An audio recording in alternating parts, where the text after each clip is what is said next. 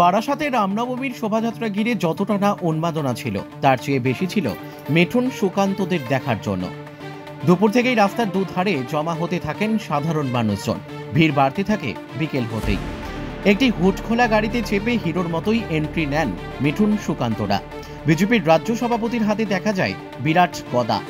গাড়িতে করে সেই গদা ঘুরিয়েই শোভাযাত্রায় ঘোরেন তিনি। হাত বাড়িয়ে দেন উচ্ছ্বসিত জনতার দিকেও। এক ঝলক দেখে মনে হতেই পারে কোনো নির্বাচনী শোভাযাত্রা বোধ হয়।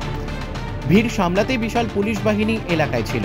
এই শোভাযাত্রায় চোখে পড়ার মতো বিষয় হলো এখানে রয়েছে একাধিক ট্যাবলো। শ্রীরামের জন্মকথা তুলে ধরা হয়েছে বিভিন্ন ট্যাবলোর মাধ্যমে। এছাড়াও ট্যাবলোর মধ্যে রয়েছে রামের জন্মভূমির কথাও। আয়োজন করা হয়েছে ঝুমুর নাচের। শ্রীরামের জীবনকাল, বনবাস থেকে রাবণ বধ সবই সুন্দরভাবে উপস্থাপনা করা হয়েছে বিভিন্ন ট্যাবলোর মাধ্যমে।